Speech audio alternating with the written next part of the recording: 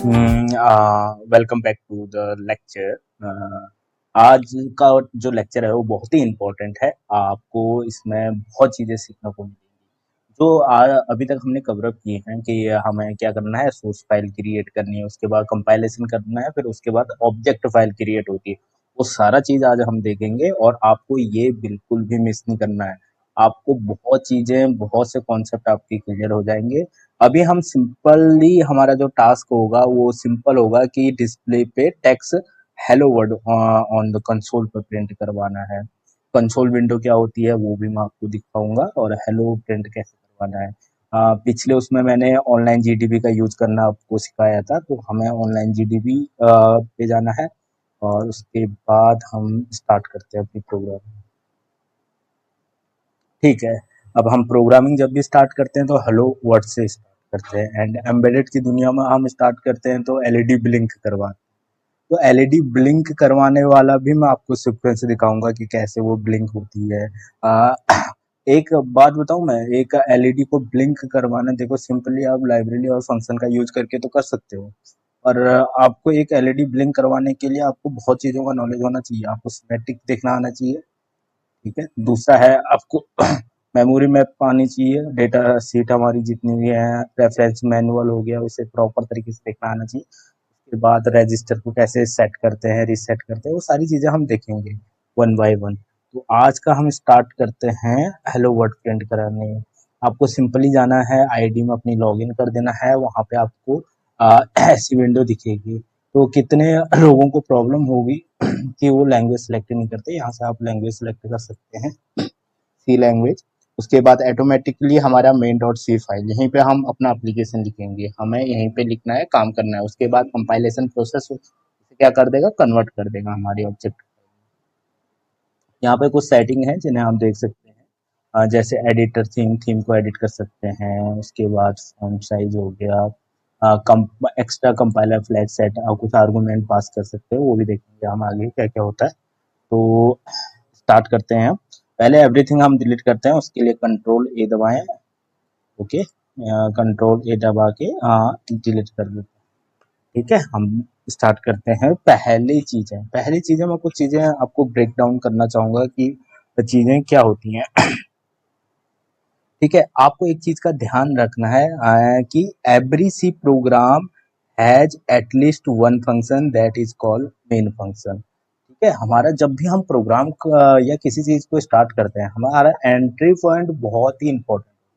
तो हम programming C में अगर हम एंटर कर रहे हैं, आप स्टार्ट कर रहे हो प्रोग्रामिंग, तो मेन जो फंक्शन है, मेन को आपको लिखना है। ये हमने नहीं लिखा है, ठीक है। ये एक जो कमेटी है, सी सी कमेटी है, उन्होंने डेवलप करके देखा है कि मेन फंक्शन को आपको लिखना है प्रोग्राम में। तो हम मेन को कैसे लिखते हैं, मेन और उसके बाद कर्ली ब्रैकेट, यहीं से हमारा एंट्री। ये सेम टू सेम लिखना है आपको। जब भी प्रोग्राम आप स्टार्ट करोगे, कुछ भी लिखोगे, तो मेन फंक्शन आपको इंक्लूड करना होगा।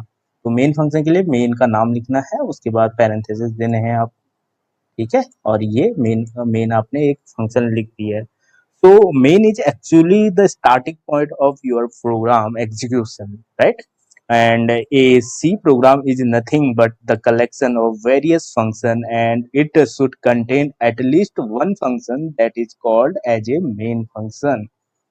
क्या कहने का मतलब है इसका, इसका मतलब ये है कि जो हमारा जो सी प्रोग्राम होता है वो कुछ भी नहीं है, एक कलेक्शन ऑफ वेरियस फंक्शनों का ही कलेक्शन है।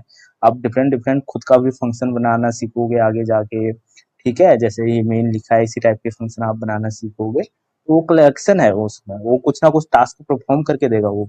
अब मेन मेन भी कुछ ना कुछ आपका जो प्रोग्राम होगा, हाँ, एंट्री पॉइंट होता है, ठीक है। Don't very about the function, it's prototype. ये हम जो भी हैं सिग्नेचर इंग्नेचर, ये बाद में हम इसे इंक्लूड करेंगे। We have separate section for that, तो understand the function and its prototype.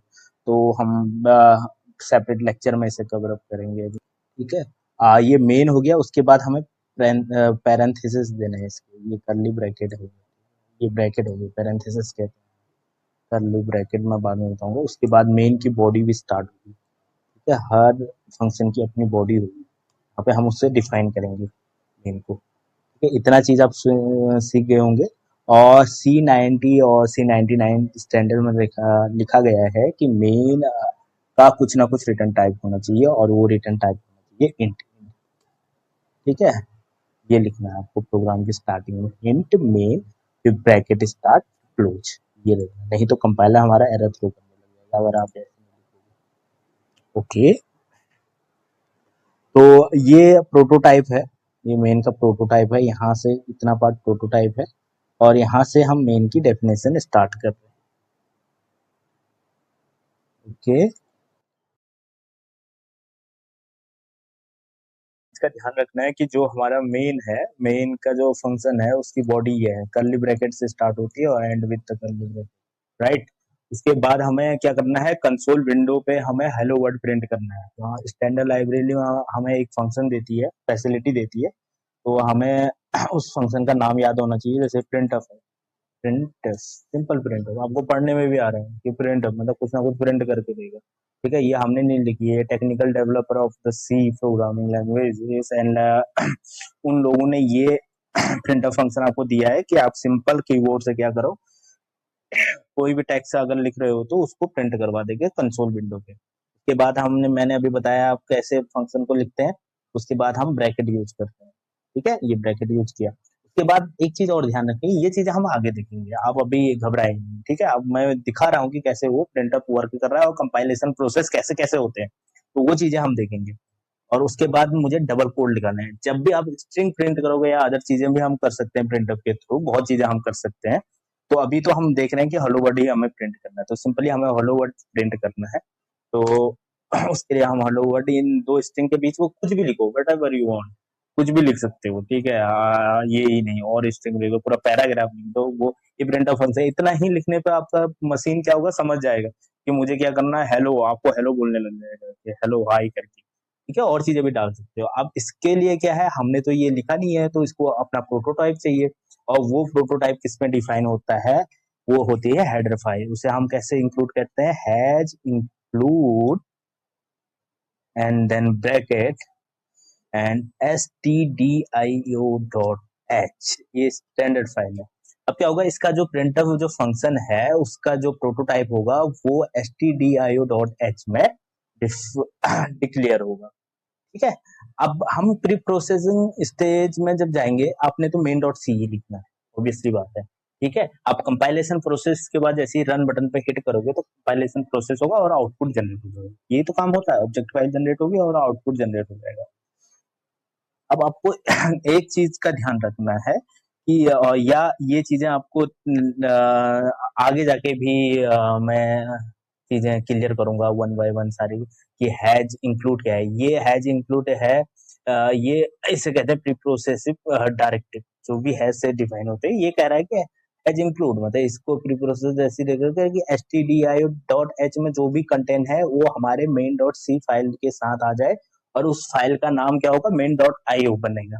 वो भी बताऊंगा मैं आगे कैसे बन रहा है। आपको सिंपली आप हिट करोगे बटन को, एक ही बटन है यहाँ पे, देखो हेलो वर्ड, और ये देखो इतने सारे फाइल बन के आ गए, क्या क्या हुआ प्री प्रोसेसिंग स्टेज में। ठीक है, इतने फाइल कैसे बन के आए, मैंने यहाँ से कंपाइलर फ्लैग सेट किया हुआ है। ठीक है, ये आप आर्गुमेंट पास करोगे कंपाइलर को, उसके बाद ओके करोगे, उसके बाद रन बटन करोगे, तो इतने सारे फाइल जनरेट होके आ जाएंगी गाइस। ठीक है, अब हेलो वर्ड ये कंसोल विंडो, अब आपका कंप्यूटर कह रहा है आपको हेलो, आप कुछ भी स्ट्रिंग पे अगर आप कुछ भी डाल सकते हो। ठीक है, आपको तीन चीजें, दो तीन चीजें हैं, मेन फंक्शन इंक्लूड करना है, प्रिंटर फंक्शन इंक्लूड करना है।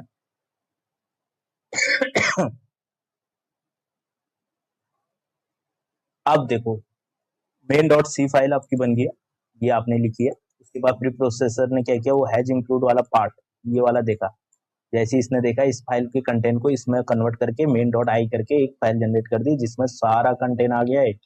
अब बताओ आपकी फाइल कितनी बड़ी बन गई है, ये बट आपने नहीं लिखा हुआ है, आपने तो केवल कितना लिखा है, आपने इतना ही पार्ट लिखा था। जैसे हैज इंक्लूड किया आपने उस फाइल का ये वाली फाइल में जितना कंटेंट होगा वो मेन डॉट आई में आ जाएगा। अब मेन डॉट आई क्या करेगा, जो कंपाइलर जब प्रिंटअप पे आएगा तो इसका डिक्लेरेशन जरूरी होता है, तो कंपाइलर को डिक्लेरेशन की जरूरत होती है, तो वो इसके डिक्लेरेशन ढूंढता है इसमें, इस फाइल में कहाँ पे है करके। तो ये बहुत है, यहाँ पे तो सर्च बटन भी नहीं है। तो मुझे मिल तो गया है। हाँ, ये प्रिंटफ का डिक्लेरेशन, ये देख लिया इसे। अब इसे डिक्लेरेशन हो गया है, उसके बाद नेक्स्ट स्टेज में जाएगा जो फाइल क्रिएट होगी main dot S. Main dot S क्या है? ये क्या है? एक इंस्ट्रक्शन है, असेंबली लैंग्वेज। अब हमारी जो हायर लेवल लैंग्वेज है, ये हायर लेवल लैंग्वेज मतलब हमें पढ़ने में आ रही है, अब ये little bit lower level language में कन्वर्टेड हो गई है। उसके बाद आती है हमारी ऑब्जेक्टिव फाइल। ये तो आप पढ़ नहीं सकते हो क्योंकि ये मशीन लैंग्वेज आ गई है, ठीक है, ऑब्वियसली बात है।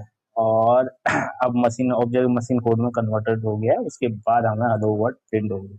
अब मैं आपको एक स्मॉल एक्सरसाइज देना चाह रहा हूँ जिसको आपको करना है। स्मॉल एक्सरसाइज में आपको करना क्या है? ये हेलो वर्ड प्रिंट करना है, नेक्स्ट लाइन पर हाउ आर यू। ठीक है। आप दो प्रिंटर यूज करके देख सकते हैं, और उसके बाद हम नेक्स्ट लेक्चर में इसे सॉल्व करके देखेंगे और आगे भी बहुत अच्छी अच्छी चीजें देखेंगे। तो आज के लिए इतना ही, थैंक यू।